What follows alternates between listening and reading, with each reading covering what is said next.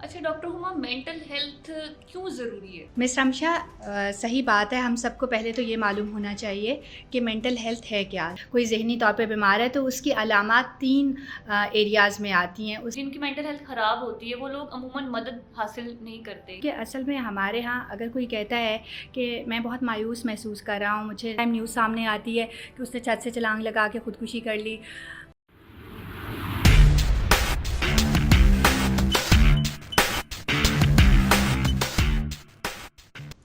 Mental health, ज़हनी सेहत एक ऐसा मौजू है जो ज़िंदगी के तमाम पहलुओं को मुतासिर करता है। जैसा कि आप सबको मालूम है कि आज दुनिया भर में मेंटल हेल्थ डे सेलिब्रेट किया जा रहा है, जो हर साल 10th अक्टूबर को मनाया जाता है। आइए आज हम इस टॉपिक पे बात करते हैं कि किस तरह मेंटल हेल्थ आपकी ज़िंदगी के डिफरेंट एस्पेक्ट्स पे असरअंदाज होता है। इस टॉपिक पे बात करने के लिए आज हमने इनवाइट किया है डॉक्टर हुमा असलम को, जो कि कंसल्टेंट साइकाइट्रिस्ट हैं और फोकस लाइफ रिहैबिलिटेशन सेंटर में काम कर रही हैं। जी डॉक्टर हुमा, कैसी हैं आप? ठीक है मैं बिल्कुल ठीक हूँ।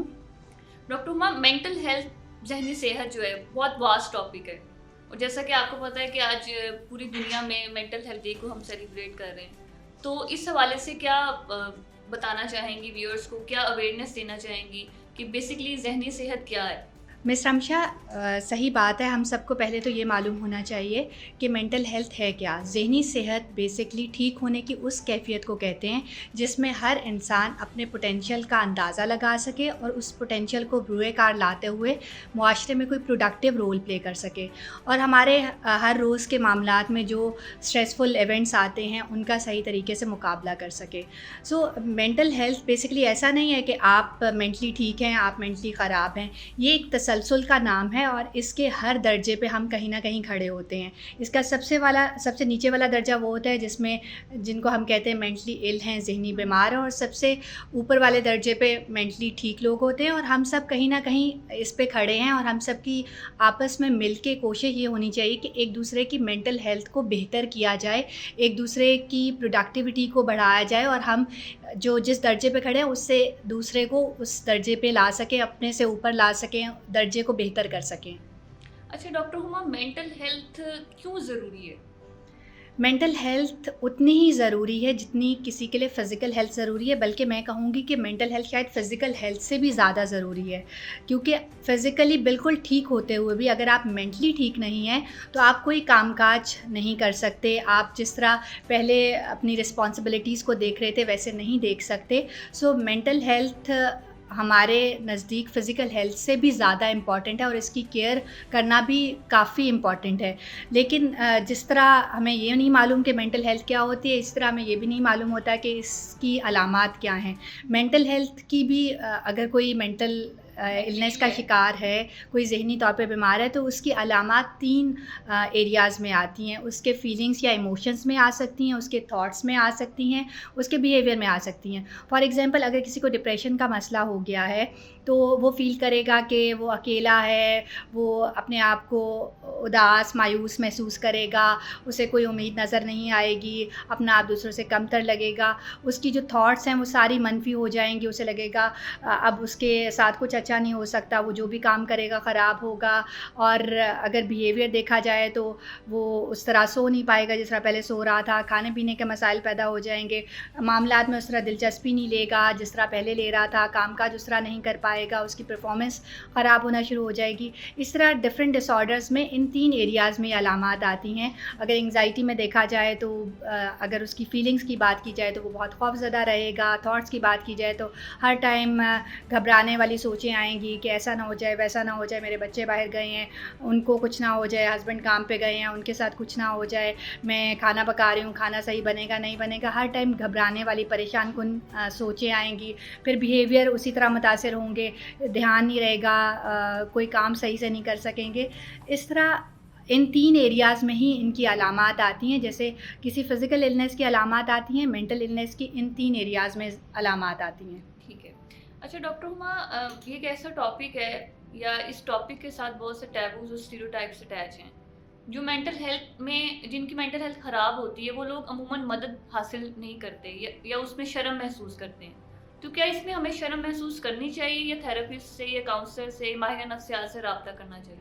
मिस रमशा, अनफॉर्चुनेटली ये बहुत स्टिग्माटाइज्ड इशू है, क्योंकि असल में हमारे यहाँ अगर कोई कहता है कि मैं बहुत मायूस महसूस कर रहा हूँ, मुझे नाउमीदी महसूस हो रही है, मेरा किसी चीज़ में दिल नहीं लग रहा, तो उससे यही कहा जाता है कि तुम ऐसा क्यों सोच रहे हो, तुम ऐसा ना सोचो।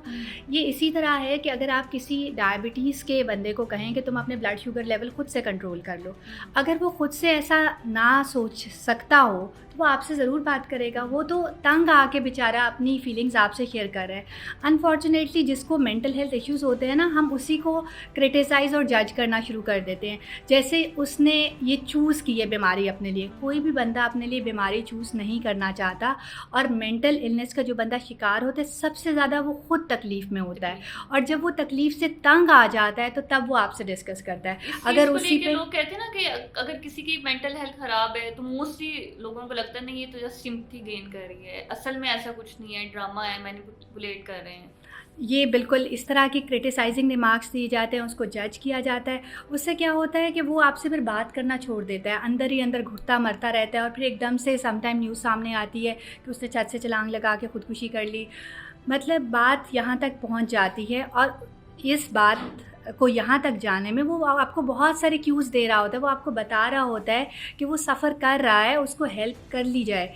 लेकिन हम अनफॉर्चुनेटली उसी को जज करना शुरू कर देते हैं, उसे ये कहना शुरू कर देते हैं ऐसी बातें ना करो, ड्रामे कर रहे हो, ये सब बकवास है, ऐसा कुछ नहीं है, तुम खुद अपनी विल पावर से इन पे ओवरकम कर सकते हो, तुम इस मोबाइल से जुड़े रहते हो, इस वजह से ये मसले हो रहे हैं। डिफरेंट चीज़ें वजह बना दी जाती हैं, दीन से तुम दूर हो, इस वजह से सारे मसले आ रहे हैं। ये सब चीज़ें, लाइफ़स्टाइल अच्छा करना एक अच्छी चीज़ है, लेकिन इस टाइम वो मदद मांग रहा है आपसे। अगर आप कुछ हेल्प नहीं कर सकते, एटलीस्ट ये क्रिटिसाइजिंग जजमेंटल रिमार्क्स ना दें, उसके लिए सपोर्टिंग रहें, उसको ये कहें कि मैं आपके साथ खड़ा हूँ इस मुश्किल वक्त में, हम मिल के इस चीज़ से निकल आएंगे, तुम्हें जहाँ मदद की ज़रूरत हो मैं तुम्हारे साथ हूँ। आपके 2-4 जुमले भी उसकी लाइफ में सिग्निफिकेंट बेहतरी ला सकते हैं। पॉजिटिविटी ला सकते हैं। तो ये जो तालीमी इदारे हैं, क्या इनका रोल है मेंटल हेल्थ को प्रमोट करने में, या इधर इस तरह की कोई ट्रेनिंग्स दी जाती हैं कि बचपन से ही बच्चों के अंदर उनकी जो विल पावर है, या जो उनकी सेल्फ लव की सारी जो ऐसी चीज़ें या ऐसे पर्सनैलिटी ट्रेड्स जो उनको मेंटल हेल्थ उनकी इफ़ेक्ट ना करें, सिखाए जाते हैं या सिखाए जाने चाहिए? अनफॉर्चुनेटली अभी तो मिस रिमशा ऐसे हमारे कोई करिकुलम का हिस्सा नहीं है कि मेंटल हेल्थ के बारे में, उनकी स्टीम बिल्डिंग पर काम किया जाए, पर्सनालिटी डेवलपमेंट पे काम किया जाए।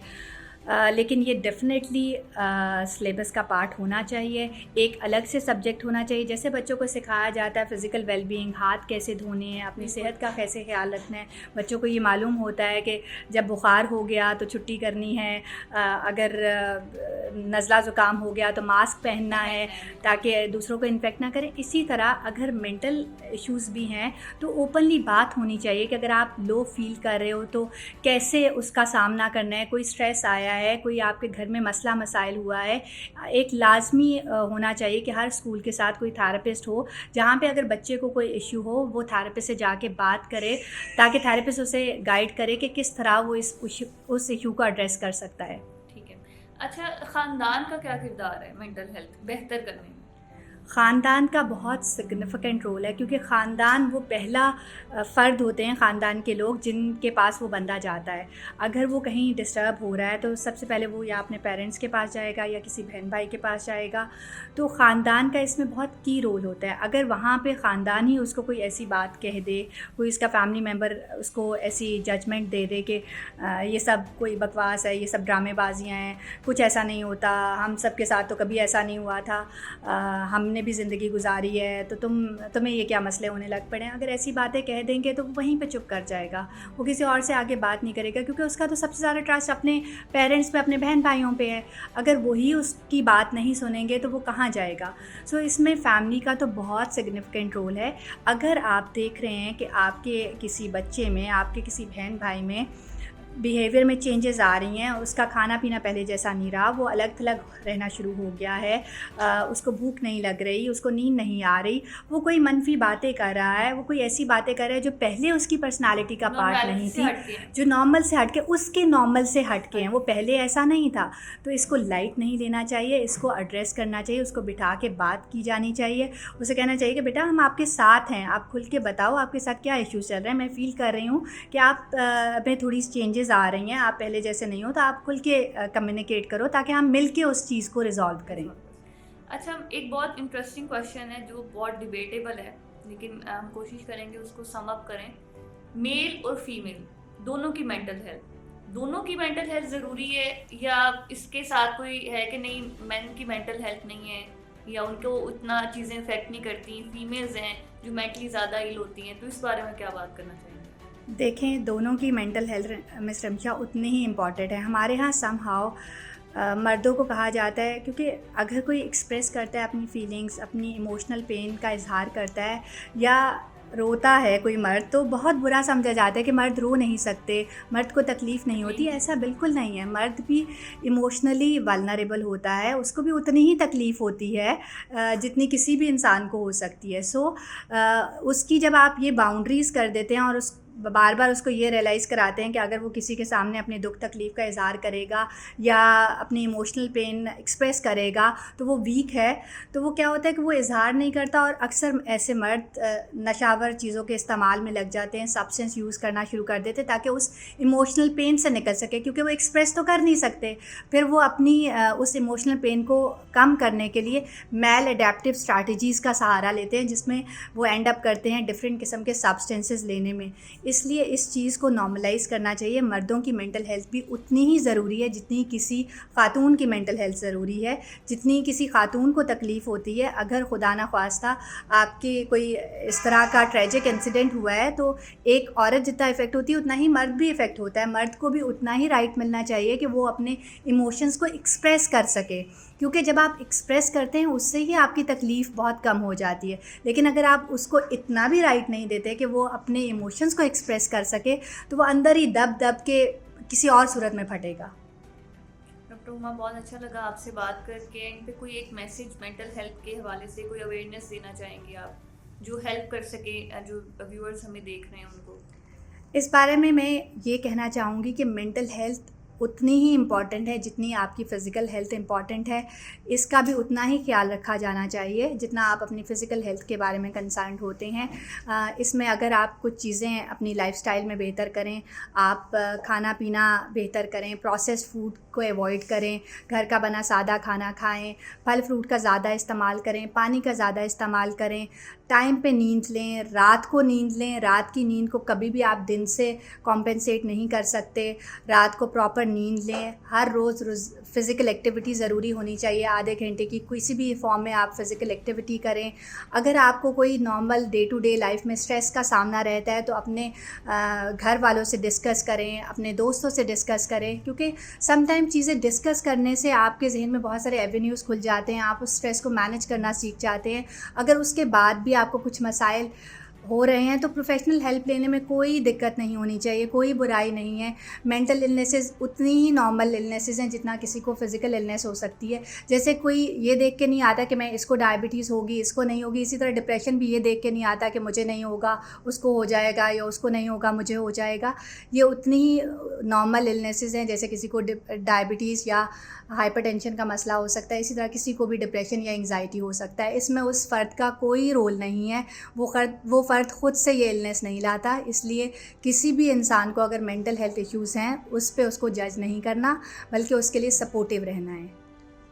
Thank you doctor Huma. नाजरीन, जैसा कि आपने देखा था, आज हमारे साथ डॉक्टर हुमा असलम मौजूद थी, जो कि कंसल्टेंट साइकाइट्रिस्ट है, और आज वर्ल्ड मेंटल हेल्थ डे के सिलसिले में बहुत अवेयरनेस दी उन्होंने हमें बेसिकली कि जहनी सेहत क्यों ज़रूरी है। आखिर में याद रखिए कि जहनी सेहत उतनी ही ज़रूरी है जितनी जिस्मानी सेहत है। आप खुद से प्यार करें, अपना ख्याल रखें, और अगर किसी भी तरह की मुश्किल का सामना है तो मदद हासिल करने में हिचकिचाएं मत। और याद रखें, जहनी सेहत कोई कमज़ोरी नहीं है, बल्कि खुद से मोहब्बत की एक इलामत है। इसी के साथ आज के पॉडकास्ट से आपकी इजाज़त चाहते हैं।